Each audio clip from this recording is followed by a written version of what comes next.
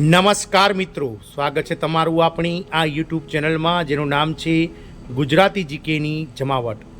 તો ગુજરાત રાજ્યના મહિલા અને બાળ વિકાસ વિભાગના નેજા હેઠળ ICDS પ્રોજેક્ટમાં કામ કરતા અને 53,000 કરતાં વધારે આંગણવાડી કેન્દ્રોનું સંચાલન કરતા 1.6 લાખ આંગણવાડી કાર્યકર તેડાગર બહેનો માટે ગત 30 ઓક્ટોબરનો દિવસ જાણે કે મિત્રો સોનાનો સૂરજ લઈને ઉગ્યો હતો, કારણ કે ગુજરાત હાઈકોર્ટની બેન્ચના જજ નિખિલેશ કરિયાલ દ્વારા ગત 30 ઓક્ટોબર કાળી ચૌદસના દિવસે ગુજરાત આંગણવાડી કર્મચારીઓને કાયમી કર્મચારી જાહેર કરી અને સાથે જ મિત્રો કાર્યકર બહેનોને વર્ગ 3 અને તેડાગર બહેનોને વર્ગ 4 પ્રમાણે જે છે તે મિત્રો લઘુત્તમ પગાર આપી અને અન્ય સરકારી કર્મચારીઓની જેમ આ કર્મચારીઓને અન્ય લાભો પણ આપવાનો અતિ મહત્ત્વનો ચુકાદો આપવામાં આવ્યો હતો। સાથે જ મિત્રો જજ નિખિલેશ કરિયાલની બેન્ચ દ્વારા એ પણ નિર્ણય લેવામાં આવ્યો હતો કે આગામી 6 મહિનાની અંદર એટલે કે 30 એપ્રિલ 2025 સુધીમાં રાજ્ય સરકારે આ બાબતને લઈ અને યોગ્ય જવાબ રજૂ કરવો પડશે અને ત્યારબાદ લઘુત્તમ પગાર જે વર્ગ 3 અને 4નો ગુજરાત સરકાર આપી રહી છે તે પગાર વર્ગ 3 પ્રમાણે કાર્યકર અને વર્ગ 4 પ્રમાણે તેડાગર બહેનોને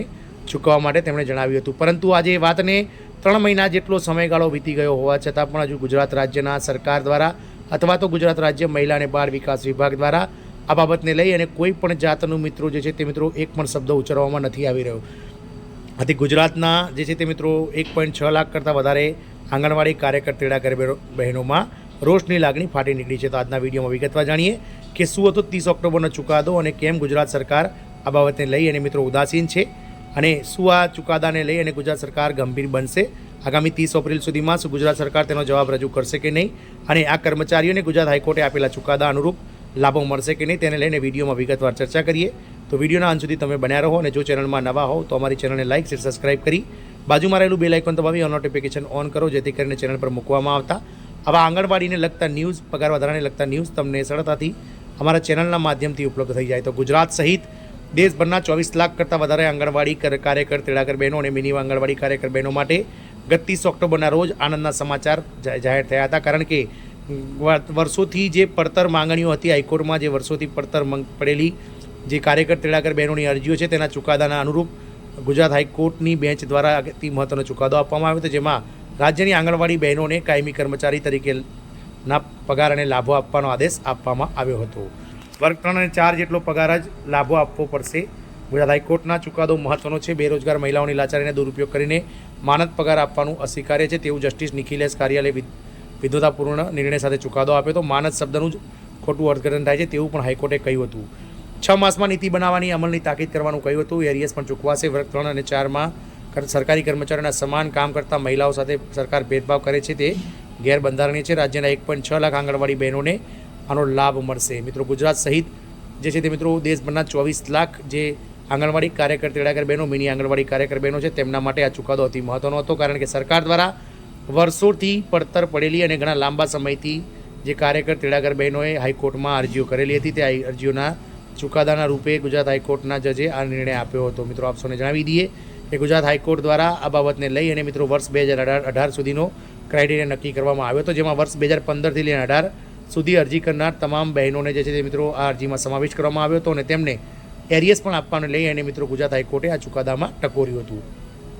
ગુજરાત હાઈકોર્ટ દ્વારા એ પણ જણાવવામાં આવ્યું હતું મિત્રો કે મહિલા કર્મચારીઓને કોન્ટ્રાક્ટ આધારિત ફિક્સ પગારની નિયુક્તિ એ બેરોજગાર મહિલાઓની કોઈ સોદાબાજી નહીં કરવાની શકવાની સ્થિતિનો લાભ ઉઠાવવાનું હોવાનું સ્પષ્ટ શબ્દોમાં જણાવ્યું હતું। ખાસ કરીને તેમાં ગ્રામીણ ક્ષેત્રોમાં આ પ્રકારની સ્થિતિ વધુ જોવા મળી છે। જસ્ટિસ નિખિલેશ કરિયાલે કેન્દ્ર અને રાજ્ય સરકારોને આંગણવાડી કર્મચારીઓને કાયમી સરકારી નોકરી જેવા તમામ લાભો મળી રહે તે માટે એક સંકલિત ખાસ વિકાસ યોજના હેઠળ એક અલગ કેડર બનાવી અને કેન્દ્રના ગ્રાન્ટવાળી પોલિસી તૈયાર કરવા જણાવ્યું હતું।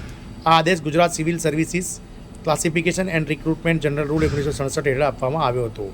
હાઈકોર્ટે આ ઉપરાંત આંગણવાડીમાં કામ કરતા કર્મચારીઓના લઘુત્તમ પગાર એ રાજ્ય સરકારના ક્લાસ 3 અને ક્લાસ 4 હેઠળ આવતા પદોના સમકક્ષ કરવા પણ જણાવ્યું હતું। આ ઉપરાંત હાઈકોર્ટ આંગણવાડી કર્મચારીઓના એરિયસ ચૂકવવા અને તેમના માટે કટ ઓફ ડેટ પણ નિશ્ચિત કરવા જણાવ્યું હતું। આમ હાઈકોર્ટ દ્વારા મિત્રો ગુજરાત સરકારને જે છે તે આગામી 6 મહિનામાં પોતાનો જવાબ રજૂ કરી એક કટ ઓફ ડેટ પણ નિશ્ચિત કરવા જણાવ્યું હતું। આ માટે હાઈકોર્ટે વર્ષ 2015માં પિટિશન થયાના 3 વર્ષની અંદર કાર્યવાહી તે માપદંડ ગણવા માટે આદેશ આપ્યો હતો।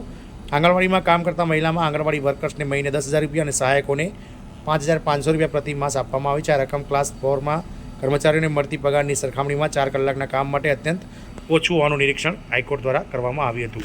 હાઈકોર્ટે આ ચુકાદો કેન્દ્ર અને રાજ્યને આંગણવાડી કર્મચારીઓને કાયમી સરકારી કર્મચારી બનાવવાની માટે નીતિ આ ચુકાદો હાઈકોર્ટના પોર્ટલમાં અપલોડ કરવાની તારીખના 6 માસમાં તૈયાર કરવા પણ સૂચના આપી હતી.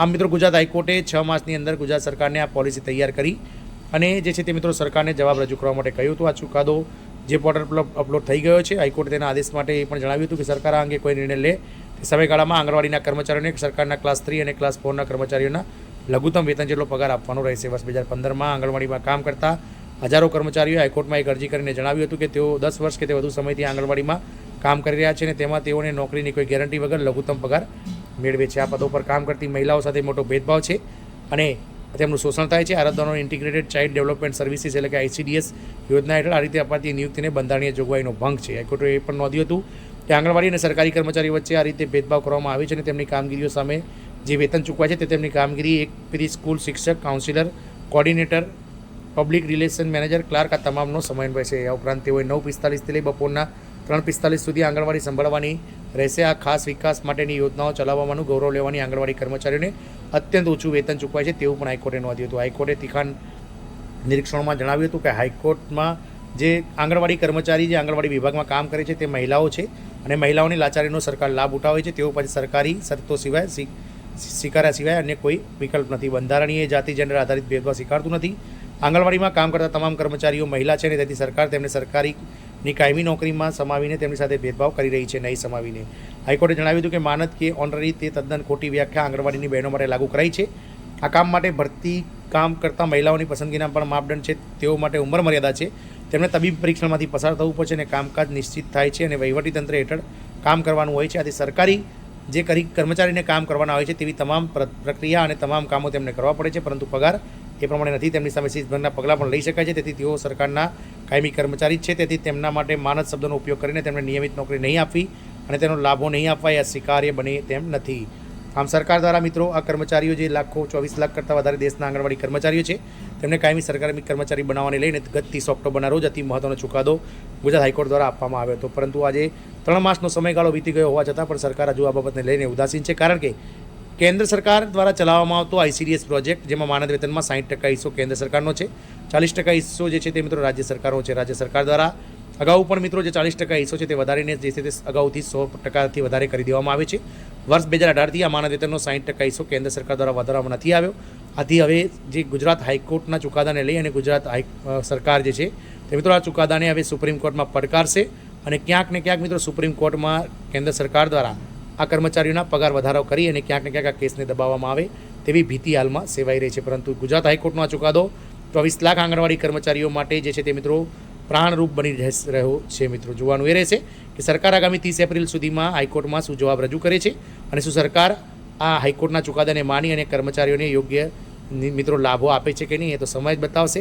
પરંતુ હાલમાં ગુજરાત હાઈકોર્ટનું આ ચુકાદાને અવગણી અને સરકાર જે રીતે ઉદાસીન બનીને બેઠી છે તે જોતાં ગુજરાતના 1.6 લાખ આંગણવાડી કાર્યકર તેડાગર બહેનોમાં રોષની લાગણી જોવા મળી રહી છે. જોવાનું એ રહેશે કે આગામી વર્ષ 2025-26નું જે 19 ફેબ્રુઆરીના રોજ ગુજરાતનું પૂર્ણ કદનું બજેટ રજૂ થવાનું છે તેમાં ક્યાંક ને ક્યાંક ગુજરાત સરકાર દ્વારા જે છે તે મિત્રો હાઈકોર્ટના ચુકાદાને લઈને કોઈ ઉલ્લેખ કરવામાં આવે છે કે નહીં એ તો મિત્રો બજેટના દિવસે ખબર પડશે. પરંતુ એ પહેલાં 1 ફેબ્રુઆરી 2025ના રોજ ભારતના નાણામંત્રી નિર્મલા સીતારામન દ્વારા આ વર્ષ 2018થી જે 6 વર્ષથી જે પૈસા નથી વધ્યા ગુજરાત જે આંગણવાડી કર્મચારીઓના જે 60% માનદ વેતનમાં તેને લઈ અને શું 1 ફેબ્રુઆરીએ મિત્રો નાણામંત્રી કંઈ રજૂઆત કરે છે કે નહીં એ પણ જોવાનું રહેશે. તો આ બંને દિવસ 1 ફેબ્રુઆરી અને 19 ફેબ્રુઆરીએ બંને દિવસો ગુજરાતના આંગણવાડી કર્મચારીઓ માટે મહત્ત્વના બનવાના છે. જોવાનું એ રહેશે કે મિત્રો ગુજરાત સરકાર અને કેન્દ્ર સરકાર આ બંને મિત્રો પોતાના જે વચનો આપેલા છે મિત્રો પ્રી બજેટ મિટિંગ્સમાં અને બજેટ પહેલાં તે તમામ વચનો નિભાવે અને ગુજરાત સરકાર હાઈકોર્ટના ચુકાદાને માની અને 19 ફેબ્રુઆરીએ ક્યાંક ને ક્યાંક આ કર્મચારીઓને સરકારી કર્મચારીને લાભ આપવા માટે લઈ અને બજેટમાં ચર્ચા કરે તેવી આશા છે. જય હિન્દ, અસ્તુ.